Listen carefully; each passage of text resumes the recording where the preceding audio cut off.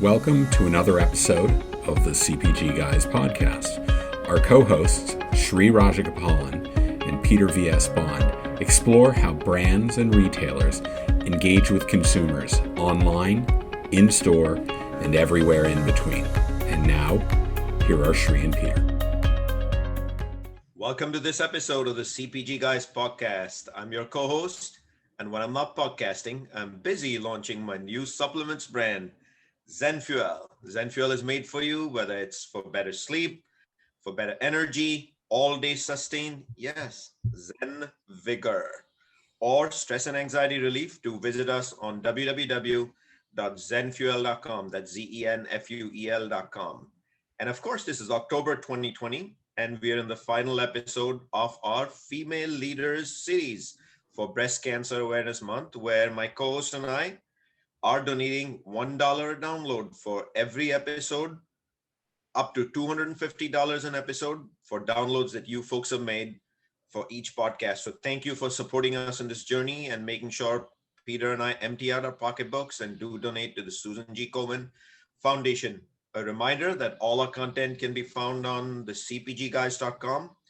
We have crossed over 1,150 organic subscribers on LinkedIn. We can't thank you enough for the love you show us and for liking, following, and being with us on this journey of transformation of the retail and CPG industry. And a simple request that Peter and I always make while you're there, please do take a moment to go to our Apple CPG podcast, which can be found on tinyurl.com/Apple CPG podcast, and do leave us a ratings and review. When you do that, we get to know what you want to hear from us, and we make sure we deliver quantity and quality of content that's valuable for you. Speaking of which, this is also the Profit Series month, something that you asked for via vote. And this Friday, we will be launching episode number 5, the last in our series of Profit Series. We have covered everything from D2C to media to supply chain, and we will wrap it up this week with episode number 5. So do check in. Now let's give a warm welcome to our co-host, the man, the legend of CRM, loyalty, data, the man who actually represents you, the consumer, and VP of Power Reviews, Mr. Peter Bond. Welcome. Shri, you're the butter to my popcorn, the waffles to my fried chicken, and the cream cheese to my gravlax. We go together. We're having fun doing this. It's exciting to be here. And for people who are watching on our YouTube channel, the video, they're going to see we've got a little bit of a fashion coordination going on today. Shri, what's that all about? I wonder, Peter, maybe there's something to do with our guest today. Could it be? It might be. It might be. And we might be talking about your favorite topic today, Shri. Absolutely. So without further ado, welcome to a personal friend, one that we've broken bread with, Miss Whitney Cooper from the world's most elite retailer, Walmart. Welcome to the show. For our listeners, please do tell us what you do for Walmart. Hi, everybody. Super excited to be here. Thank you guys so much for the invite. So again, Whitney Cooper. I am the director of omnichannel transformation and acceleration at Walmart, headquartered down here in Bentonville. Thank you so much, Whitney. We can't wait to begin out here. So let's jump right to it and go right to question 1 for you, Whitney.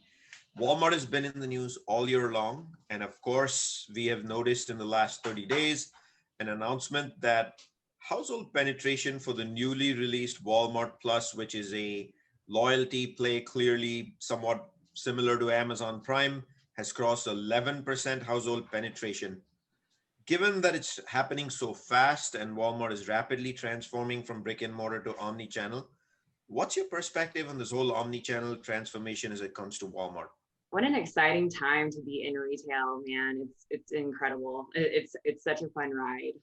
I will tell you, Walmart Plus has been and continues to be and will continue to be revolutionary for not just our company and the way that we're thinking about customer experience, but for our customers. We waited, all of our competitors were putting things out in the market.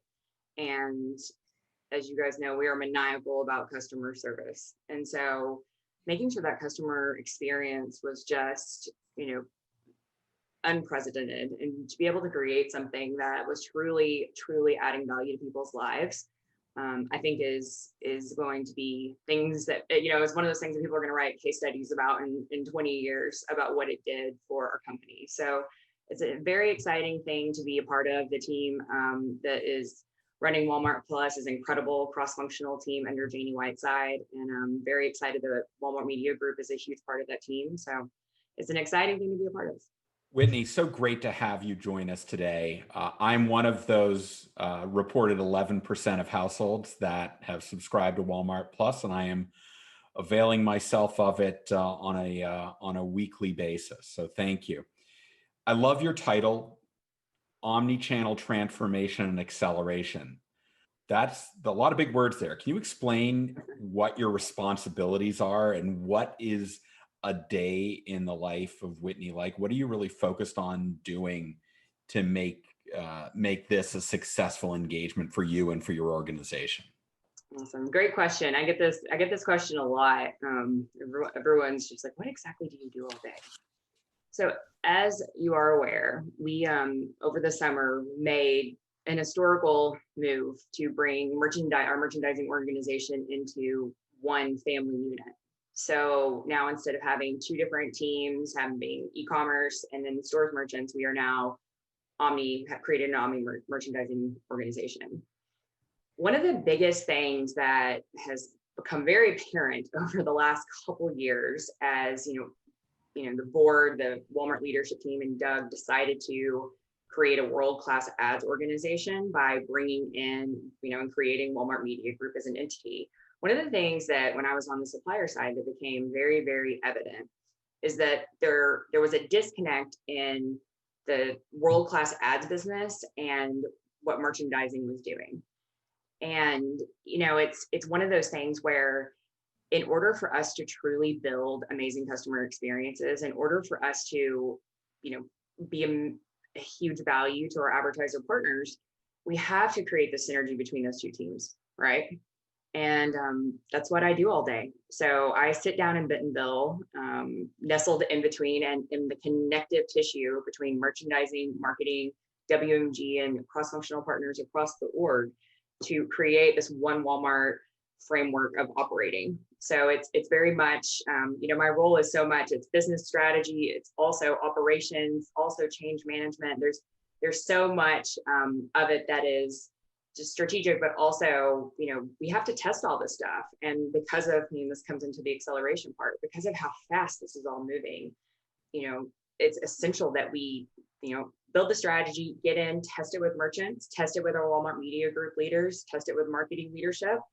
And if it doesn't work, it's okay to fail. We need to fail to get better. So it's like very agile, very quick pivots, just getting us to a new way of really thinking about how we're working with our supplier partners. Speaking of agility, you mentioned WMG, aka the Walmart Media Group, which itself has gone through quite a positive transformation in the last year or so. And it's now a offering out there for brands to take up and actually pursue, whether it's SEM or other formats of offsite advertising. So what's going on with WMG? What's the latest, and what can one expect here as the partnerships begin to grow? So here's what I will say. When we have best in class leadership team that is running WMG, we have the smartest people across the industry. Walmart's done an incredible job, and hats off to Janie for being very intentional about the team she brought in and the different skill sets. And it really is a powerhouse team. I will tell you, recently we've had a leadership change, and we are now being led by Rich Learfield, who came over from marketing, 25-year plus veteran, incredible media acumen, and is a practitioner. So he really, really understands. He wears his supplier hat a lot. I think you're going to see just an accelerated value proposition and what we're bringing to our supplier partners when it comes to talking to the Walmart customer.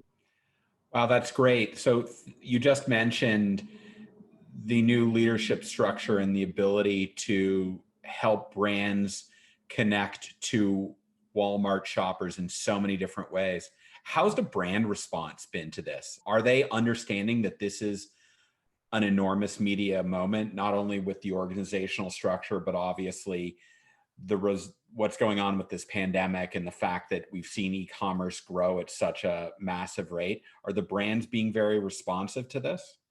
So I will tell you, brands are responding really, really well to this, because at the end of the day, everybody wants, and most of the time needs, but really truly wants to win with Walmart. I think that we've had some amazing brand partners early on at the beginning of when this was all being formed, and even before COVID, that they knew. I mean, at the end of the day, if you look at history, when Walmart goes all in on something, they really go all in, and we are going all in when it comes to building world-class ads organization. We brought this team in-house. We've hired the best people across the industry. We are really focused on creating value and creating, good ads that customers actually want to engage with, and that have good ROI. And I will tell you, brands are excited to work with us. And we've had some, I'm going to say alpha partners that have just from the very beginning have really leaned in and have helped us build out some of these capabilities through beta testing and alpha testing. And I will say that brands are believing in what we're doing, and it's starting to pay off for them when you look at sales. That's good to hear, Whitney. That's some of the best news brands can possibly hear from their retail partners. So looking through your career personal profile, you started your career in agencies, evolved to brands, and now you're with the world's most elite retailer, which means technically you have completed the spectrum of being called a veteran in consumer goods, even though I don't know if that applies, but you're an expert in consumer goods as a result. You've earned the credential, but all three are not exactly the same. Agencies are service providers, brands are manufacturers, and then retail is really lower funnel to close the deal with the shopper. What's been different in each of these? What have you learned from each of these, and how are you bringing it together now in possibly the most important aspect of consumer goods, which is the lower funnel activity of closing the deal with the consumer and the shopper? So I'm gonna walk you through this because it's actually a pretty funny full circle story. I will tell you, it was always my intention. It was actually always my intention, starting at age about 21. Growing up, I was going to be a psychiatrist. I was obsessed with psychology. I was going to go to med school. I had this whole plan. I was going to be a physician. And then I got into my undergrad, and just man, I'm going to have to write prescriptions all day. I don't want to do this. And I started thinking about how I could really take my love of psychology and human behavior and human understanding, and like, what is something I could do with this as a career? And advertising made total sense. And so I started my career on the agency side, and I'll tell you, what I learned being on the agency side was invaluable, because just the customer service aspect, it's something that's followed me my entire career. I mean, just making people feel important and making them feel like they can trust you and rely on you is something that I had amazing mentors, and just being on the client service side was essential to my everyday job. So I think that's carried over and will continue to carry for the rest of my life. On the CPG side, like I said, I'd always had the plan. I want to do agencies, and then I want to go work for a huge brand. And I'm a Walmart kid. I grew up in Bentonville. My mom worked for Walmart for a very, very long time. And I always knew in my heart, like, I wanted to end up. It's just in my blood. It's part of what I know. It's just, I've got, actually over here, my mom's like old Walmart vest from when she retired. So it's just in my DNA. I knew I wanted to eventually end up at a retailer. So when I went to Kellogg's, man, it honestly changed my life in so many different ways. Kellogg's, obviously huge, one of the most recognizable brands in the world. Incredible company, incredible people. I honestly learned how to run a business there. I learned, I finished my MBA when I was there. I, learned the P&L. I really learned how to manage a brand and learned how to run a business, which is something that on the agency side, you can't really do. You can't dig into that side of it. You don't understand the supply chain. You don't understand, the brand management. You don't understand shopper marketing. It's just, there's so many pieces to it that unless you are actually hands-on keyboard owning it, you can't understand. The move to Walmart was a very tough decision in the sense of I was really at my stride at Kellogg's. It was it was awful. I cried for 2 weeks, but man, what an incredible time to be here. And, just the opportunity to come help shape this and to help build this. And this was even before COVID. So I just started in February. I couldn't say no. So it's each experience has been completely different. And I will tell you the thing I'm learning here, my first, it's just been 10 months, is just the organizational impact you can have when you just really care about something and believe in something and build the story and bring people together. You can really do a lot. So yeah, it's been an incredible ride, and I feel like I'm just getting started. So I'm excited. Whitney, correct me if I'm wrong, but advertising, isn't that just the psychology of selling? Touche. No, it totally is. That's kind of like the ultimate funny joke. It's like, so instead of like writing prescriptions, I'm writing prescriptions via email. It's all psychology, right? Yeah. For most of my friends, the no-go decision when it came to medical school was organic chemistry. So I actually loved organic. I love chemistry. I'm a huge science and tech nerd. So I loved it. It just, for me, I don't know. I just I couldn't quite get there in my mind to go through. I got accepted into med school, but alas, here I am. Wouldn't trade it for the world. I think you've done great. In any event, you mentioned that you started with Walmart right before the pandemic, and unusual to what you would expect from someone who's involved with the media group, you're actually in Bentonville, and you referenced that earlier. Mm-hmm. Can you talk to us a little bit about the importance of being around the people, being near the merchants, versus how it was more traditionally structured, and how that way of working has transformed because of the pandemic, and what you've all done to kind of compensate for that? Yeah, it's really interesting because originally this role was slated to be out in California, and I talked them into putting it here in Bentonville because I knew, and I still believe this, and I've seen the success in it. You have to have your hand on the pulse of what's going on down here. There's something in Bentonville for all of you guys on the phone. I'm sure most of you have, if you're watching this, have been down to Bentonville. There's something about the energy and the people and there's just a pulse here that it's important to understand. And if you it's a small, almost said city, it's a small town, and there's a lot of connection that is necessary in order to move fast, in order to really have acceleration. You guys all know this. I mean, it's been challenging, and COVID is going to somewhat contradict what I'm about to say, but there's just so much more that you can do when you shake someone's hand in person and you look them in the eye, and you're just able to affect so much more, I believe. Now, again, like I said, this COVID somewhat contradicted me here because we've been forced to do that. The business is still accelerating. Like WMG is still way over delivering on forecast. Walmart is still crushing it. We've made it through COVID. So there's something to say about the resilience of people. But for this role, having an understanding and knowing how Bentonville works as an ecosystem is critical for success. I could not do it if I did not understand that, because it adds a credibility. It adds a credibility to the conversations, and it just helps us move faster.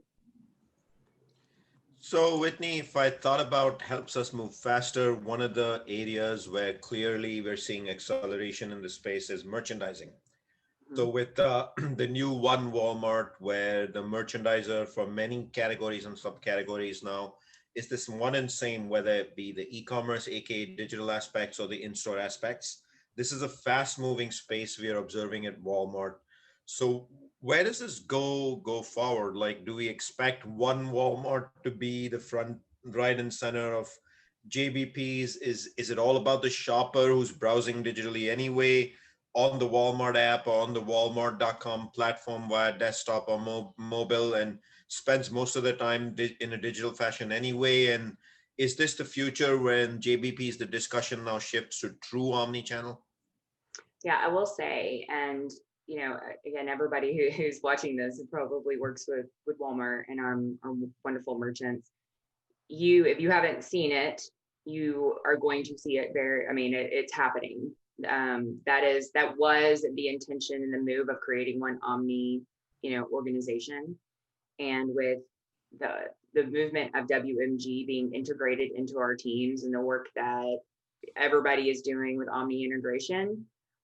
That is definitely going to be the future, and is already in most cases across the board and has been for probably over the last 8 weeks or so. So I think the way that traditional JVPs are happened is going to evolve very quickly into new partnerships that are completely focused on customer experience, regardless of channel. Whitney, you mentioned coming from a brand background, you left Kellogg's to join Walmart. When you're at a brand, your primary focus is equity building. Mm-hmm. How has your experience been in shifting to a retailer focus? What are you more focused on when you're working with media and omni-channel retail?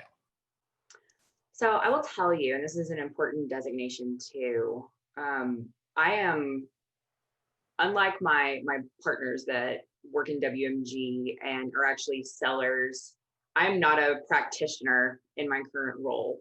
I act as a consultant, and in a lot of ways, when it comes to how we're thinking about building full spectrum plans. It's really interesting. It's almost like being on the agency side where you're working with different, because I work across all the business units.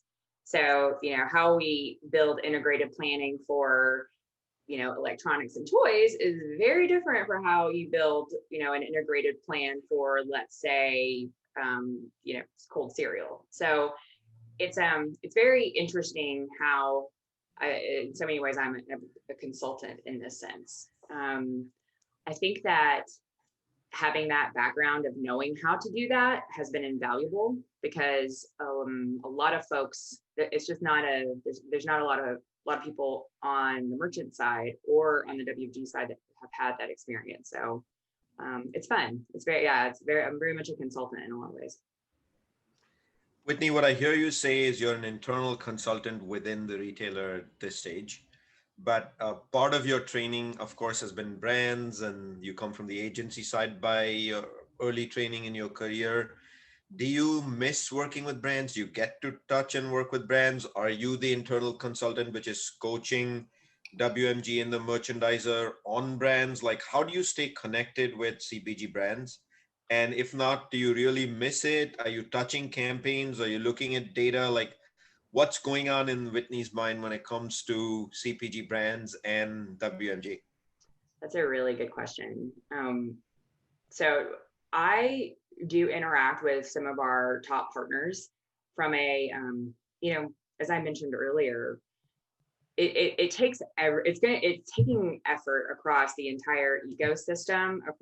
We can't build this alone. We have to have those partners to give us feedback, to tell us when we didn't hit the mark, to tell us when we did hit the mark. I mean, it's like any relationship, it's two ways. So I do interact with a few of our brands from, again, it's funny, it's like Whitney is Switzerland, because I want to and need to hear the feedback, because it helps make my strategy and my thinking better.